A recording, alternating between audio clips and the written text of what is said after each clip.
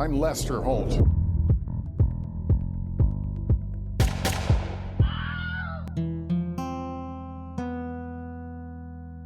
Howdy, Holeheads. Welcome to IOH. Kurt Money here, alongside my co-host, Kateline. And we are here to talk about a big old Dateline that was based on a hit podcast. I don't know if you heard Lester say that. That was a little bit of a 48 hours move to me. Yeah, they were really pushing this podcast. From our hit podcast. Now, I listened to it, and I'm glad I did, because I'm going to blow your mind with some backup deets. But before we do that, here is the IMDb description.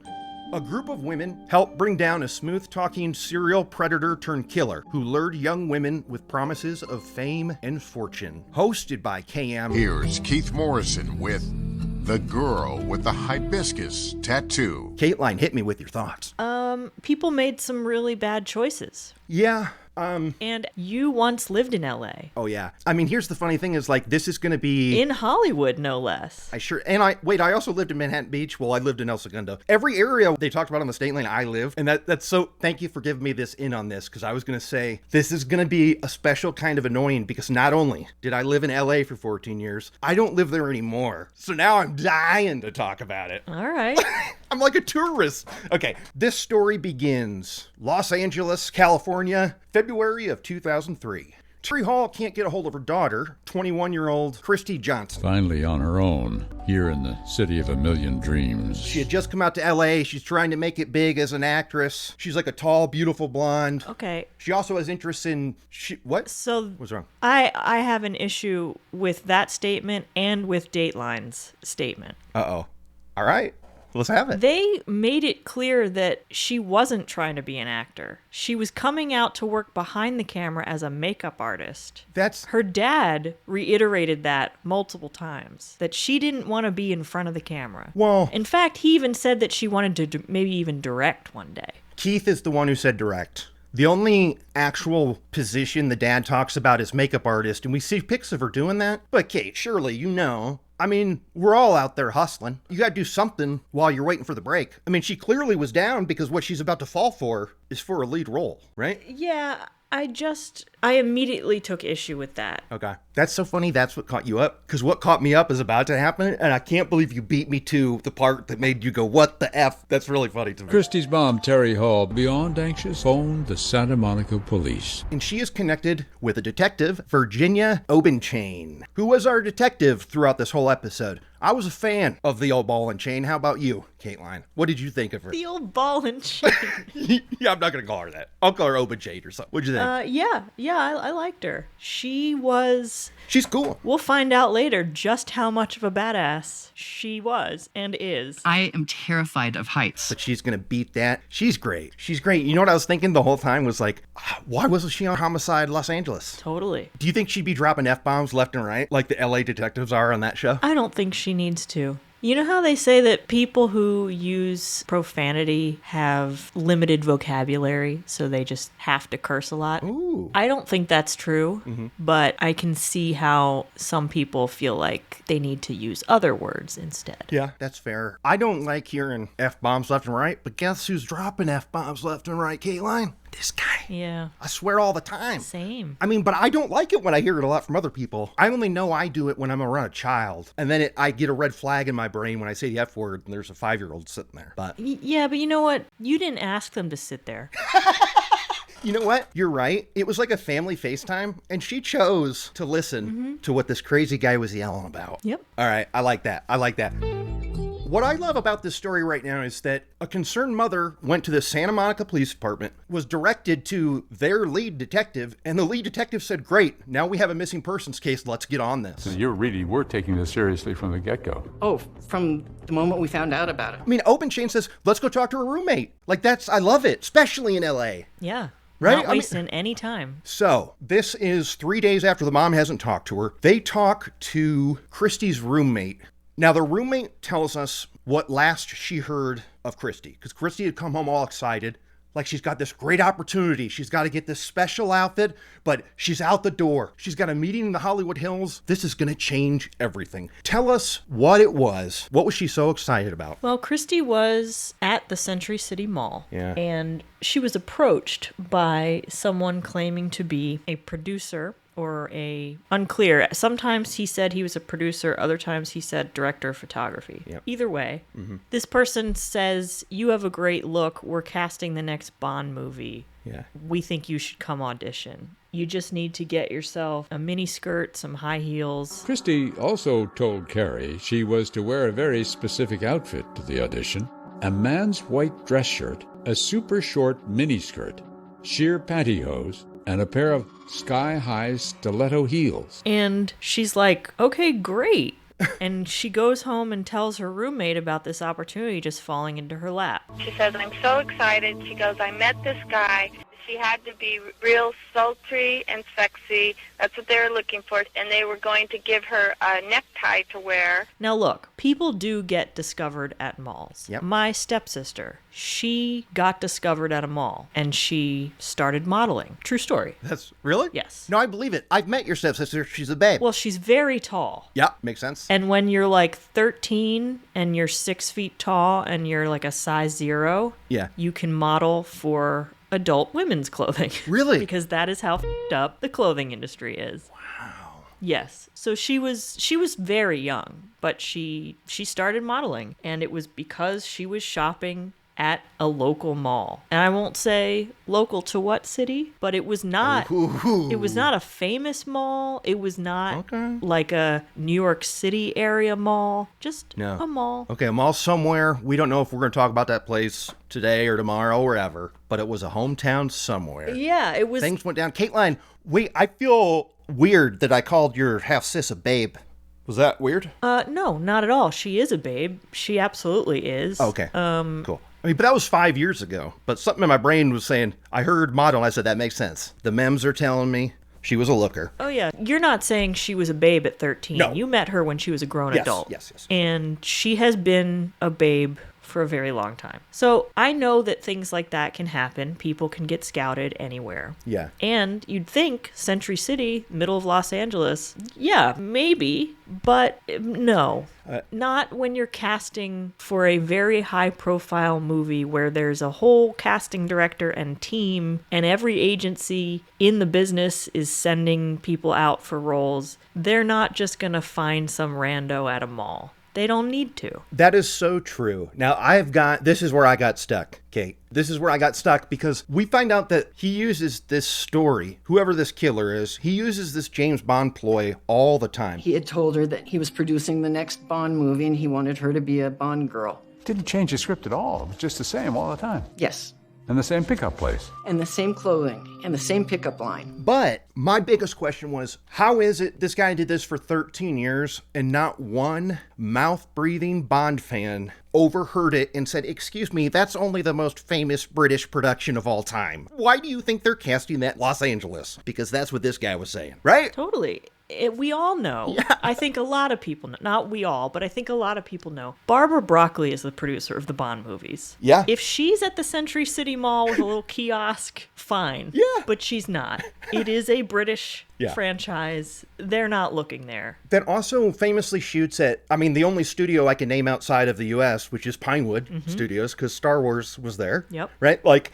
Granted, today with the internet, we live in a world where people are much more knowledgeable about film and stuff. And I gotta say, you can't blame someone for falling for this because this is genuinely how it happens sometimes. That's the evil part about this. But the fact that he picked Bond over and over again for 13 years shows just how stupid he is. Yeah. Why not make up something? That's true. All this went down in February of 2003. So let's talk for a sec where we're at Bond-wise. Die Another Day had opened in November of 2002. So that baby was probably still in theaters some places. 6 with Casino Royale. Anyway, now that Open Chain has this story from the roommate, she takes this straight to the press. Yet again, look, I'm going to tell you right now, all this falls under doing her job status, but I'm very proud and happy of Open Chain in this, because she's doing all the stuff that we always say they should do right away. Mm-hmm. Right? She takes it to the media, and that is when Susan Murphy sees that on the news and says, wait a second, I got a story about that guy. So she connects with Open Chain. What was it like to get that call from Susan Murphy? That opened up the whole case. It was unbelievable. She remembers a man approaching her with the same spiel. And actually, it was 2 weeks before Kristi went missing. And gives her the same thing about the skirt and the tights and the... Yeah. She makes a point of saying, you know, I'm an actor. I know how the casting process works. And typically my agent will send me out for something or will connect with the casting director of a project. So she says that to the guy, like, who's the casting director? And he kind of hems and haws and says, like, no, we're doing this differently. And she listens to him for a long time, try to explain the process and that he needs her to come to like an open call at this location. And she goes to the second location on another day. She does. She goes to this location. It's kind of an abandoned building, or at least it appears to be. And it's at La Cienega and Romaine. They said it in the pod, but I knew it anyway because if I hadn't mentioned it before, I used to live in LA. Kateline, continue.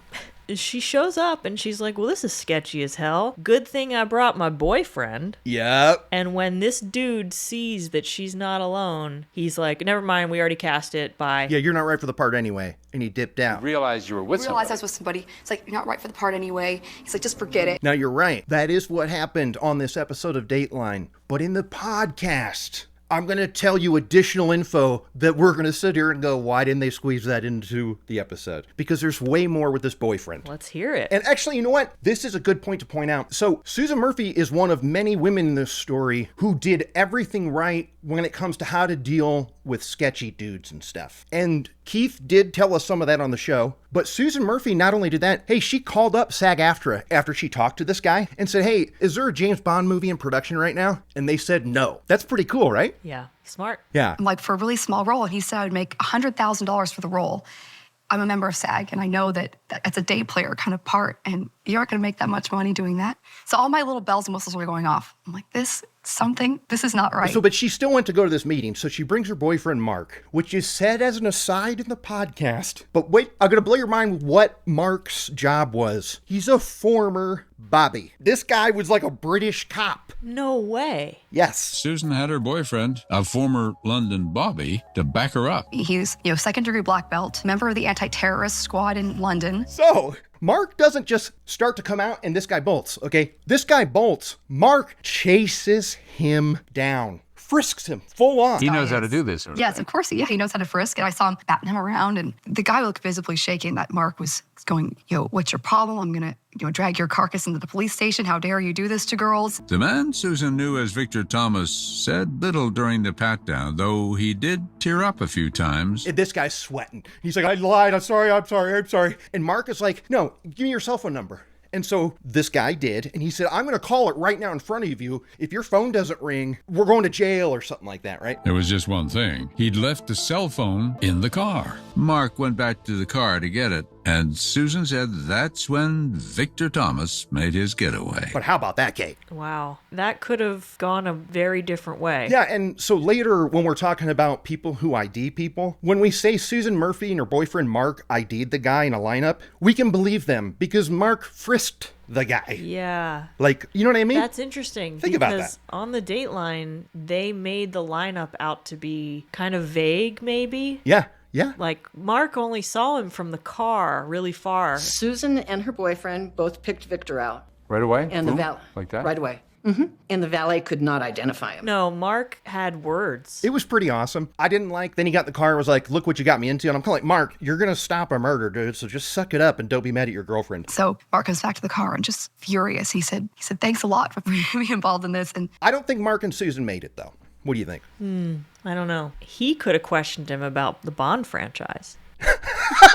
Oh my God. You're right. While Oben Chain is out there working on these leads, the body of Kristi Johnson turns up. It's like 20 days after she went missing. They got a report of a body in a ravine off Laurel Canyon. And Oben Chain has to get on some sort of rig, and they lowered her into the ravine. Crazy. It was like with a crane, and they lower her in. Yeah. And there were cool pictures of it. It's so badass. Yeah. She had been told that Kristi had a flower tattooed on the small of her back. Did you see this hibiscus tattoo? I did. It was her. Susan Murphy's description gives us a police sketch, which a lot of people are stoked about, and it actually works. Somebody recognizes him. But tell us about this police sketch, Kate, because I didn't think it looked like the guy. Did you think it looked like him? No, it didn't look anything like him. Not at all. It looked creepy, just like the real guy. Yeah. But I feel like police sketches almost never look like the guy. There was that one that episode we talked about where there was a police sketch of that guy who ended up not being the person because it was the husband. Yep. And he was locked up at the time. But even he was like, that looks like me. That's basically me. And that was dead on. I'd have been locked up and everybody would be talking about, you know, Mike did that. Well, that's because he copied it. He was right. He was describing a mugshot he saw. He was describing an actual image of a person. Yeah, he found a black guy and described him, and then, yeah. But typically, these drawings never look like the person. Yeah. Remember the Unabomber one? But, like, we can sit here and roast police sketches, but for whatever reason, they do tap into something, because this is when we meet Kathy DeBono. She sees the sketch and recognizes the guy. So she reaches out to Open Chain. You know, a lot of people would just got up and walked away. Said, forget it, Creek, you're gone. Why didn't you do that? I think the only way I can answer that is my own natural curiosity. This is one of my faves of the ep, and this is, Kateline, what's the significance of Kathy DeBono to this story and to us and to you? Kate. I don't know. Deep Space Nine! She was on a show! She was on your show or whatever. Right. Yeah, she played a Dabo girl. Excuse me, her name was Mbeppa. I'm surprised you didn't know that. Damn it, I butchered it. It's Impella, I think. I don't know. I mean, she wasn't main cast. She wasn't featured cast either. So no, she wasn't. And there were tons of Dabo girls. But, I mean, that's great. That's a great role. Listen, I got that name from the wiki for a character, and I'm so mad at myself that I butchered it because I was really looking forward to sounding like a DS9 Pro right now. It didn't work out. Yeah, you're not. But anyway, Kathy DeBono, she's just interested in it just because, and she says, I'll go to the address, sure. So she gets an address to a house in the Hollywood Hills, but she does not go alone. She's working on a TV show at the time, and she asked Stuntman Chester to join her on this journey. So they drive to this house. They got an address from the guy. They're waiting in the driveway. Nothing happens. He saw Chester and aborted his mission. Yeah. He was hoping it was just the lady. Yeah. But a stuntman. Named Chester. There's something about Stuntman and Chester together where I'm not going to go against the guy, right? Sure. I don't know. I don't want anything to do with him. But Kathy DeBono's bummed. I was disappointed because I wanted to learn more. And more people are stepping forward. We hear from Alice Walker, who got the same Bond story and was kissed by the guy. And she pushed him off, but then still met with him. What did you think of her story? I wouldn't have done it. Yeah, but she was also... So many of these women were in contact with their parents or someone on the day they went to go see this guy, which is interesting. Like, because Alice Walker's sitting there going, my mom's telling me there's a weird guy out there talking about a Bond film. Yeah, listen, I talk to my mom like twice a day, sometimes more. Yep, Jillionaire. We know her well. She would have heard about this sketchy Bond ploy as well and would have been like, hey, keep an eye out. Yeah. Because all she does is watch the news. Yeah. Would you have gotten mad at her when she said the Bond thing? Would you go, Jillionaire, do you really think I'd fall for that ruse? Is that what you'd say to her? Yeah. Yeah. Yeah. But also, I believe it. I'm full of street smarts. I've been around the world. Yeah. Oh, yeah. I'm not falling for things. No, that's true. So people keep coming out of the woodwork, and this is when Detective Openchain is contacted by a parole officer they know. They say, hey, I saw the news. That sketch, again, looks like one of my parolees, right? This guy got out of prison 2 weeks before the murder for charges just like this. I don't know where he is, and now we have a name. And we're both gonna give it a shot. I'm pretty good at saying it, because I've been saying it all day to myself. Kateline, how do you say that name? Okay, hang on. Victor Paleogalus. No. Victor Paleologus. Well, that's how phonetically it's spelled, but... That's how they say it. Paleologus. Paleologus. What was his full name? Victor Paleologus. And just like that, here he was. Look, screw the guy. I don't want to get his name right because he's a bum. And actually, Kristi Johnson's mom never says it right, and I love it because I bet it grinds his gears over there on the defense. Victor Paleogalus. What does Openchain find out about this guy? Like, what's his vibe? Is he someone who would get accused of rape and stuff? Like, is this something in his wheelhouse, or yeah, do we have the wrong guy? No, this is his total MO. Yep. He's been locked up before for similar stuff. Yep. He's creepy as hell. Yeah. Yeah. I didn't realize that he was that prolific. So now we got his name. This is when a realtor comes forward, named Paul Katie. Now, we hear him on the podcast. Like, told my roommate at the time, I said, it seems like he's not looking at the house. Like he's looking at the things in the house. He's not on the Dateline, but boy, does he give us some juicy deets. What does Paul Katie tell us? He has been taking Victor around, looking at houses in the Hollywood Hills, and Victor has one major criteria when looking at these houses. Yeah. Yep. He wants to make sure that they at least have a room or some rooms that are relatively soundproof. And how does he test that out? To test this, he asks Paul to step outside in the driveway so he can go inside and scream and see if Paul can hear him. Now, tell me you're going to murder women without telling me you're going to murder women. Right? Victor said he wanted to see if sound inside the house could be heard outside. I mean, I know this scene from The Vanishing, a movie about a guy who kidnaps a woman and asks people, did you hear me screaming just then? Like, it's literally serial killer moves. So yeah, you're right. We should be a little suspect to Paul Katie. Like, dude, why didn't you flag this guy? You really thought you were going to get a commish from a sale to him? I told my boss, and he goes, oh, and what do you think he's legit? I think he's legit. He could have at least said, I'm in a really loud, hardcore band, and I want to make sure I don't disturb the neighbors. That would have done it. I'm a drummer in a metal band or whatever. Done. Mm-hmm. You're right. Open Chain talks to Katie, and now she wants to talk to the guy himself, Victor, but she can't find him. Turns out the guy's already in jail. So they're running around LA going, where is this guy? He's in prison. They go to the prison and say, hey, give us Victor Paleologus, please. And the jail can't find him. He's literally missing in the jail. He's lost in the system. They explain that men's lockup in Los Angeles is a mess. Sounds like their computer system at the time may have been non-existent. Probably everything written on spreadsheets by hand. Yeah. They just couldn't locate him. But eventually they do. He's down in, the laundry room? Yeah, and he had swapped wristbands with a short Hispanic. This was mentioned because he's a tall Greek guy.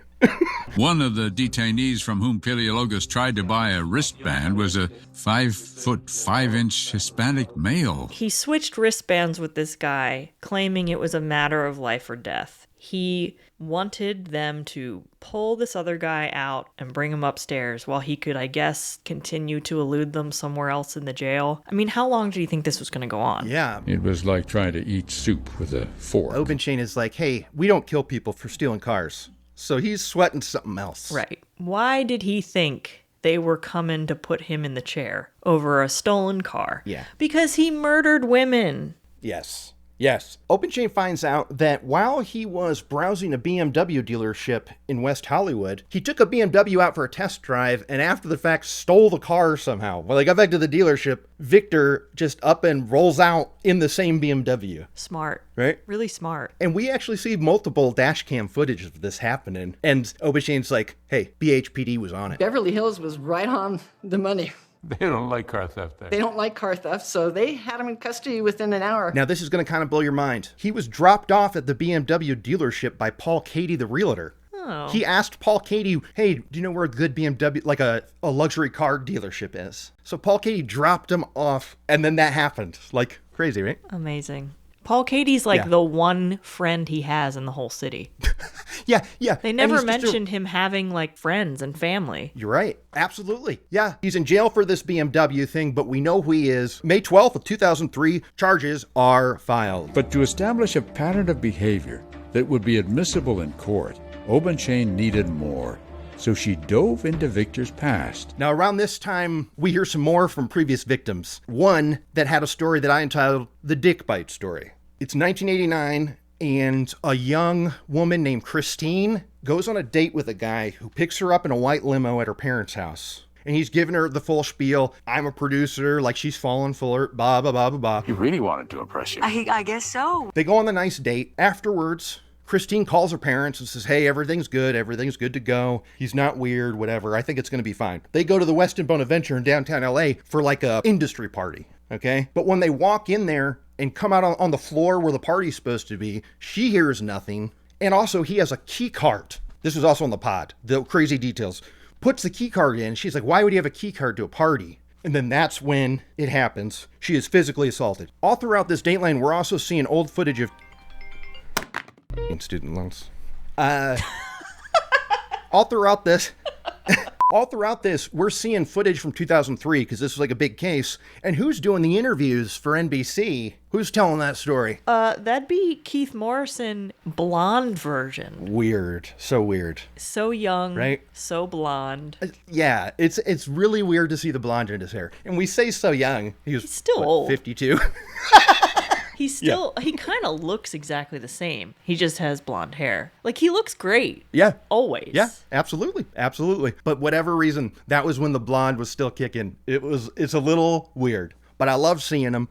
Because we also see him in 2003, because he actually goes to the jail to talk to Victor. Oh, yeah. And this is good, too. It was interesting that his attorney was sitting right next to him. I mean, almost like a boxer in the corner of the ring. Like he's literally right up in his shit, sitting right there. It's so weird. Yeah. The reality, said Victor, was he was the victim here. All the women, he said, were using him. So he says all of those women are all lying together with the same story to get him. Right. And is Keith buying it? No. No. Not at all. I don't even think Keith says, I'm sorry about your mom dying. He says, I did hear about that. Oh, I did hear about that. He didn't say I'm sorry. Yeah, I heard about that. That's good. Cold. It's a good move. Yeah. This is actually a hard time for me right now. My mother just passed away. I just learned about it. And so I'm very emotional about all of this. Very cold. Very cold. Ooh, there's a good little bit in the podcast where we hear Keith off mic saying, all right, are we rolling? Like it's Keith in like producer mode. I got to put it in the show because it's weird. Cool? Weird or cool? Oh, weird and cool. I mean, look, it's barely different than him normal talking, but it's him saying stuff about production and stuff. You're going to love it. I'm going to love it. We all rolling? Do you think he directs himself, or is he just one of those take charge kind of guys where the director is like, and action, but he's already said like, okay, I'm ready, here we go. I'll bet everybody is ready to go on Keith's go, but I don't think it's a mean thing or like he's being like a diva. Oh, no. It's just like, look, he's a journeyman and he's a pro and he knows what he's doing. He knows when they're ready because he can see the lights are set up, the camera's right, he can see the lens, it's focused on him without even having to look at the monitor. He knows. He's ready. Yeah. I don't know that he's having conversations, like shooting the with everybody. Right. Like the way J-Mank probably is. Yep. Like J-Mank's down with the PAs. He's down with like he's talking to the makeup, the assistant editors, like everybody. He's getting the scoops. And Keith, I think weirdly, Keith might be a little more shy than that. Because even when we saw him meet Bill Hader, Bill was kind of leading that conversation. Yeah, and honestly, the Keith on Talking Dateline supports that. He does not like it when you talk about how famous he is. He's like, oh, stop. No, stop. I think he might just be a little shy, and I think that's part of what makes him so great when he's on, because he's got that mystique about him. Yeah. And J-Mank being so personable and like chill and funny is the opposite of that. And that's also what makes him so great. Yeah. There's no mystique to him, but there's like a familiarity. So it works in different ways. Yeah, absolutely. And I have nothing to say about Dennis. Murph, dog. It's nice to have a buddy. So in 89, he goes on this date that turns sour in the hotel room. And we hear this story from the woman. He just straight up attacks her right away when they go into the room. And he even had ropes waiting behind the headboard to grab out that he had placed there before they went in to attack her. So they're struggling and they're fighting, and finally she's face to face with his junk, bites his dick through his pants, but gets it and gets it good. And he runs out of there. Now, Keith says that they later caught him, but what they didn't say is that when Christine was picked up at her house in this white limo by this guy, her parents wrote down that license plate because they didn't trust him, okay? He escapes the hotel. Christine calls the police. They can't find the guy. Parents call up, say, oh, here's his license plate. So they got the number of the limo that was rented, found out who rented it, and the person who rented that limo, their address is 980 La Cienega, which is where the meeting is for all these picture shows of the tie and the tights and the heels. Right. But how about that mom move of writing down the license plate? That's pretty sweet. I don't know that Jillionaire would have done that. Do you think that or the Bobby story should have been in the Dateline? Oh, yeah. I don't know. Isn't that kind of crazy they didn't mention it? Like, that's pretty cool. But actually, it turns out not to be cool because she files charges. They go to court. Hung jury. He walks out of there. Now, do you remember what the jury foreman said that Keith told her? Keith says, one of my producers talked to the jury foreman. He said that the guy just didn't look like a rapist. Oh, right. Oh. Yeah. He didn't look like a rapist. What does a rapist look like? And that's what she wants to know. Our producer called and the jury foreman said he didn't look like a rapist. Now I'm getting angry. That sucks, man. Yeah. Rapists come in all shapes and sizes. They sure do. And according to SVU, they can't change. They really talk about that. Oh, no. Rapists are the hardest people to change. They can't. You can't. Unless you... Jillionaire has some hot takes on what to do to rapists. What, like ball trauma, or? She thinks they should all be just castrated and jailed. Well, there's a drug you can take, can do it that way. Yeah, a chemical castration. She's talking about, no, rip those balls and make it so he has to pee into a bag for the rest of his life. That's fair. I like that. Yeah, and you know what? Here's a good trade-off. This is how we get pedophiles on board. Is, okay, look, we won't do the registry thing anymore, all right? But if you get busted once, we're cutting off them balls. What do you think? Now we don't have to notify the public because he doesn't have testicles. He's not getting excited anymore. He's tortured for life. What do you think? I don't know if any of this is going in. Why? What do you mean? These are some hot takes. Why is that a hot take? Because then it can get messy politically, like false accusations, and all of a sudden you've like ruined someone's life and yada yada. You know what? That's for the lawyers to discuss. We solved the problem though right here on I'm Lester Holt. Okay. We find out about another date that he goes on with Elizabeth Davis, another working actress. Now they go out for a drink, and she tastes her drink and says, "Hey, my drink tastes funny. Will you try this?" This was also extra info on the pod. It says the guy, he bolts. He runs out of the bar, so clearly he had just slipped something in there. Jesus. Yeah. Now, no files were charged for that crime, but remember that drink, okay? No charges were filed. What'd I say? No files were charged. No! Okay. A passion of crime. No charges were filed. But let's remember that drink that Victor Paleologos was afraid to take a sip of because that's going to come back. Okay? Because they hung on to this. I know I was teasing it, but it's right now that it happens. Even though no charges were filed, the police department kept this drink full of a liquid and kept it in storage. What are your thoughts on that? I mean, that's wild. They may take roofying drinks very seriously, or at least maybe they did. Yeah, Keith's question was, how big is this place where you're storing full drinks from a case that wasn't a case because no charges were... That wasn't even filed. And then she goes, hey, our property people are the best in the business. They can pack anything. That's what Obenshane says. How big is the evidence locker? Is it an evidence warehouse? Yeah. I mean, I imagine it's very Citizen Kane-y. That's a giant warehouse stacked to the brim with stuff. It's an airplane hangar? Yes, exactly. I bet. Probably, yeah. Oh, that'd be cool, right? Yeah, we're not talking about that's true. Mustang America here. We're talking about Los Angeles County. That's right. Most populated county in the country. That's right. So just case after case, we're racking them up. There's another one in 95, I think, where he tried to strangle a woman, didn't work out.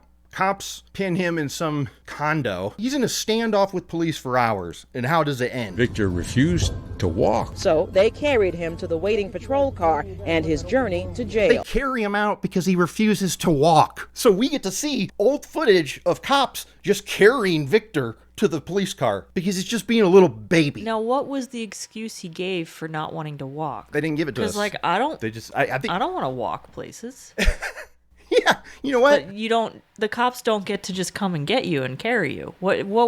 Did he claim injury? No, I think he just refused to leave because he stood up outside the cop car to get in. That's what's weird, right? Oh, God. This guy sucks. He sucks. This guy sucks. Yeah, he definitely sucks. On July 13th, 2006, the trial began. So trial happens, and all these stories that we've been racking up, they all come in the flesh and tell this story right to his dumb face and to a jury. And after we hear these stories from these victims, Victor and his defense attorney have a grand scheme. They want a talk deal, and they work it out. Tell us about this deal he makes with the DA. Well, he gives Keith some attitude about it, but... Yeah, because he comes back in 06. Keith interviewed him 3 years later in 06, without the lawyer now, and he had even more annoying shit to say. It's part of the big cogwheel that just keeps on turning.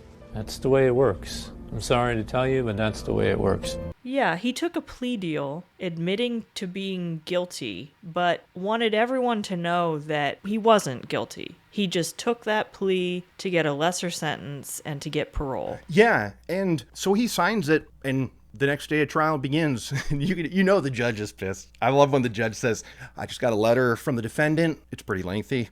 Oh, yeah. Judge hated him. The court this morning received a letter, it's very lengthy, from the defendant. It's 11 pages. And this letter, all of a sudden, Victor's changing his story. He's saying, my attorney forced me to take that deal. I don't want to take that deal because I'm innocent.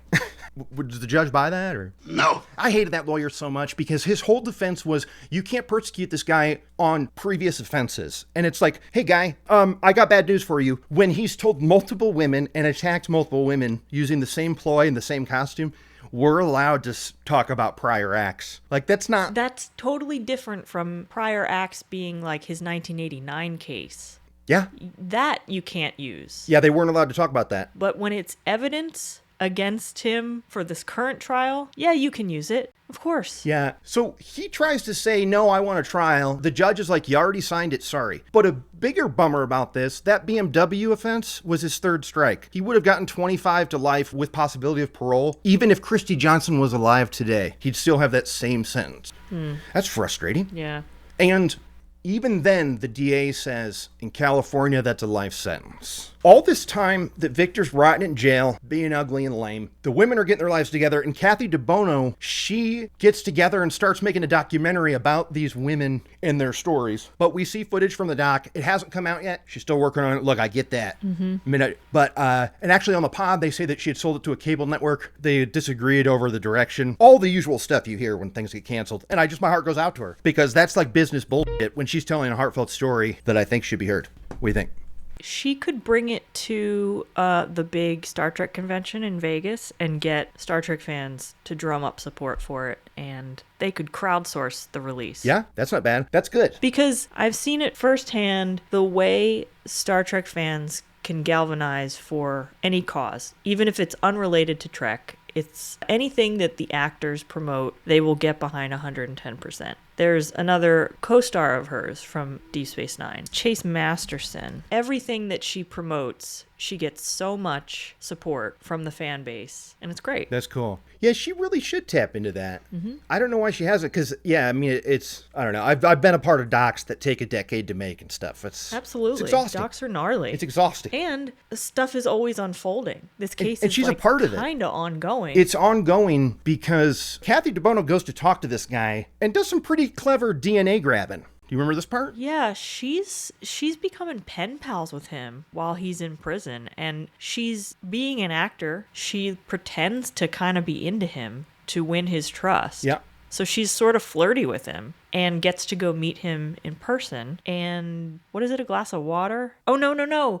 She does a few things. She like hugs him. Well, she hugs him and gives him a kiss on the cheek. That's the first move. Second move is notices that he shaved his arms. And then goes, oh, you shaved your arms. And she runs this Band-Aid on her finger across it in a flirty way, but it's to collect skin cells. Yeah, which is pretty smart. And she also bought him a drink, and that drink was a Monster, which I can't believe I don't have a Monster can. I could just show you right now, because I also be sucking down them monsters. But oh, Kurt, I wish you wouldn't. Well, I know. So she kept that Monster can, too. That's kind of wild, right? That's kind of cool. Yeah. But she got this DNA because there was a cold case in Bensalem, Pennsylvania, a cold case about a woman who had died who was pregnant. And they wanted to say, hey, it might be Victor. And LA was like, we don't go on fishing expeditions. Bye-bye, Bensalem. And so that's when Kathy was like, well, I'll get the DNA. So she got it. Kathy called Bensalem PD and found cold case detective Chris McMullen in 2014. And he was not a match for the dead baby. It was not his offspring. But they don't know, he could still very well be the killer of this woman, right? He was living in Bensalem at the time. Yeah, like a mile or two away from this place or something. And it fit the MO. Now, what happens in 2022? The prisons are getting overcrowded. California's got a new approach to incarceration, as Keith says. What's their new approach, Kateline? They're going to let everybody have a parole hearing. If you're over 50 and you've served 20 years, you get a parole hearing every 2 years from that point on. Yeah, that's not great. No. And this is a great example why. We're not talking about kids in there for drugs and their whole lives are ruined and they're not violent offenders. Those people should have parole hearings every so often. If you're over 50 and you've been in there for 20 years on minor things, yeah. But if you've been convicted of murder and rape and all sorts of horrendous offenses, no. Yeah. He Yeah, boy, I don't know what to do about prisons. So I hope you're not going to ask me, Kate. But I agree, this should not be the thing. There should be a few more qualifiers. And so Kathy has a bookmark set for like Victor's homepage on like the prison website or whatever. But they've got a status thing. She checks it every once in a while just to make sure it still says that he's locked up forever. But she checks in 2023. And what word does she see written on that line about Victor Paleologus? Eligible. Eligible for parole. Nobody was notified. It was going to be in August of 2023. None of the victims, No, none of them. So this is when Kathy gets everybody together, and this is what Dateline teases for the last half hour of the ep. And she has Open Chain write a letter to the parole board. She's ready to go to this hearing and say, do not release this guy. And what does he do? What happens to that 2023 hearing? What happened to it? They don't have to go to it because it gets canceled. Okay, now they presented on the Dateline that he delayed it. Not true. They make it clear on the podcast he's going to be eligible for parole every 2 years. He just decided not to do it in 2023 because he might have heard about all these people that are real mad at him on the outside. Or because Paul wasn't available to pick him up from jail. His best bud, realtor Paul Katie. He doesn't have a ride home. Unclear where home is. Yeah. It's so wild that the home that he would list on his info is also the address he would give to girls to meet for the bond stuff. And it's an abandoned building. Like, it's not a house. Well, here's what's wild. It's an abandoned building that used to have a restaurant that he ran that failed miserably because he sucks at being a human. But he also lived in the second floor apartment. He also lived there. Imagine what it looks like. They were talking about it. It wasn't nice. It's real gross. And he had stuff around about Century City Mall and stuff. So like more circumstantial stuff. Ugh. But yeah, it's probably a dump. Now his next hearing is in November of 2025. And now I'm going to send out our first I'm Lester Holt save the dates for this. Is just a little reminder to be thinking of this come November 2025. Put this all back out there in the ether that this guy sucks and he can't be paroled. And also, Kathy DeBono, if you need any help with that documentary, hit me up. What do you think? Well, I think we're ready for our list. We're almost ready for the list, Kateline, because I got a little new segment to tell you about. It's called BYB. Do you know what BYB stands for? BYB. Bring your... No, I don't know. B-roll, you busted. This is where I roast some B-roll in the Dateline episode. All right. B-roll, you busted.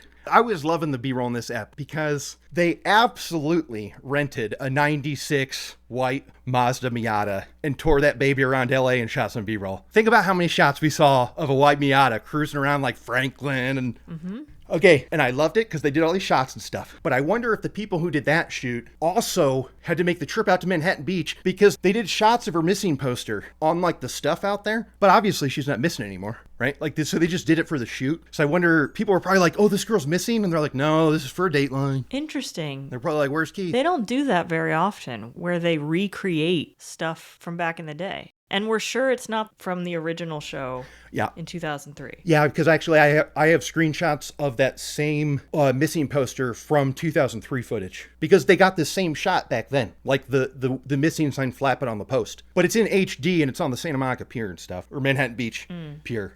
You're right, they don't often do recreations. But wasn't Open Chain retired? She was, but... yeah. Maybe she has a home office. But you know what's not on the cork board in her home office? Is a bunch of those missing persons things and pictures of Kristi Johnson. I mean, this is a clear B-roll setup. Yeah, you're right. B-roll, you busted. B-roll, you busted. Okay. The last one. They showed Hollywood and Vine. In my eyes, they sent her in on the Pantages. What's on the marquee but West Side Story?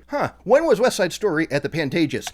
Hopping on the Goog. Closed in 2013. This was just some B-roll they bought off Pawn 5. Nice. B-roll, you busted. Busted. All right. I think it's list time, Kateline. Kate's unnamed list. All right. Not a small town. No Florida connection. No missing puzzle piece. No? We did have the white Mazda Miata and the stolen BMW. Come on. But do they count because they didn't move the case along? Well, no sign anywhere of her white Miata, though the Santa Monica police had already issued a bolo. Although, we didn't talk about it, but her Miata was found in the parking garage underneath that hotel. Oh, yeah. And Victor, theoretically, was the one who killed her and then moved the car there, dropped it off with the valet, and took off. Yeah. And the valet was not able to identify him because he really didn't see him. He saw him for like 2 seconds and he took off running. So, yeah, I'm going to count the Miata because it does fill in some blanks in the case. Well, it absolutely does for that valet bit, because it wasn't clear to me in the episode, but the show made it clear that what he did was he parked his car somewhere. It was in a valet spot. So a guy's like, you can't park there, that's valet. He threw him his keys and said, okay, you park it, and then ran off, right? So that, like, this valet guy really didn't get it. He didn't even go up to him in his car and take his keys. Like, Victor threw the keys at him, and that's what they're trying to hang it on. But I say that all of the positive IDs are from people who interacted with him and touched his whole body when they're over here from England or whatever. You know, I also have to include that limo because... Yep. Yeah, you got it. The mom got that plate, which led to his name and address. So, yeah, cars really were the heavy hitters in this one. Now, Kate, someone very famous and important to the podcast drives a red Miata convertible. Do you know who this person is? Yeah, it's MacGruber. Go for Grooves. I was going to say, it's MacGruber. He drives a red Miata. Yeah. Okay. With the Blaupunkt speaker. Yeah. Yep. Did not just do that. That is a Blaupunkt. You owe me a Blaupunkt. That's going to do it for my list. Now on to Kurt's Kick-Ass List. Kick-Ass List. Oh my, was this episode all about my list items. Because we're talking about James Bond left and right. I mean, we're talking about movies front to back in this thing. We're in the land of movies, Hollywood. The vast city beyond. It's pretty sweet. There's a lot of that. And actually, it starts right off the bat. We're getting list items because Lester says, in a Hollywood twist. But in a Hollywood twist, could they turn the tables on him? There was no twist because he was talking about all the women getting together and supporting each other and stuff. But anyway, list item right there. Next, Keith stepped right in my trap, talking about how this was the infancy of cell phones and DNA. And now he goes, mind you. All before the iPhone or Facebook or the widespread use of high-def TV. He did a lot of that stuff. That's on my list. That's 2. Okay, that's it for my list. We're almost ready to pack it up. But there's just a few things I got to tell you that Keith said in the podcast that were too delightful. I'm just going to shoehorn it in right now and say... Go on. ...that when he was talking about the lawyers after the hung jury verdict, he said both the lawyers grinned as if they both discovered teeth. It's pretty good, right? Interesting phrase. Wait, think about it. Because they're both going, see? They're both smiling at each other. It's like, see what I invented? What I discovered? Outside the courthouse, both the prosecutor and the defense attorney grinned as if they'd just discovered teeth. That's really funny. I don't know. My sides were splitting. What's up? We going to give Cam a little love for that or no? Kateline's not having it. What do you think? It's just weird. Okay, he's got one more. Sometimes Victor would say he's looking for a Jennifer Garner type. Oh, that was interesting. Oh, that's weird. I mean, it fits 03, I guess. Right? He's looking for a Sidney Bristow. He wants Alias. Yeah. But to say Jennifer Garner, like, you don't think of her as being, like, in a miniskirt with fishnets and high heels, unless she's undercover as Sidney Bristow. What Alias started in what, 2002? 2001. Yeah, so that's around. I mean, that's funny. That's probably why he said it, because that outfit would totally work in a cold open of an Alias. Yes. Of Jennifer Garner in high heels and tights and a tie and stuff. But Jennifer Garner, as we know her, is very wholesome. She's like a sweet, like classy lady. She's not walking around in fishnets and miniskirts. That's true. And not that there's anything wrong with that. It's just not her brand. Good, honey. Plea bargains make up 95% of cases. That seems high. Oof. But it's not. What do you think? Keith says it's because they both get to call it a win. And it saves money. Maybe, but it's not a win for the families of the victims. Certainly not. But that seems like a wild statistic to me. I mean, that means that what we see happen, well, they make a ton of deals on Law & Order, so I can't say that. But there's a lot of order action where the lawyer's literally up there yelling at a judge. Hey, according to that stat, that doesn't happen very often. Boom. Boom. Speaking of SVU, Cateline, guess what's coming to the cock in August? What? Homicide, Life on the Streets. No way. Now, do you know why that's significant to us and people we love and cherish? Homicide, Life on the Streets is only our introduction to who? To Detective Munch. Boom. This is where it all started, I think. Is Homicide, Life on the Streets. He's on the cover. I mean, what's funny is I bought this show on DVD on eBay a year ago because it wasn't streaming. And I was like, boom, one up on the internet. And now it's going to be streaming in HD, so I might not even watch the DVDs, but I got them. Good. But that's exciting news. I think we'll be peeping that. That's going to be on the cock. Are you going to watch some Homicide Live on the Streets? Definitely. I mean, that's David Simon. It's the Wire guy. Definitely. Yeah, that's pretty sweet. What do you say we say? And that's going to do it for ILH. I'm Kurt Money. I'm Kateline. I'm Lester Holt. For all of us, I'm Lester Holt. Good night. From our hit podcast,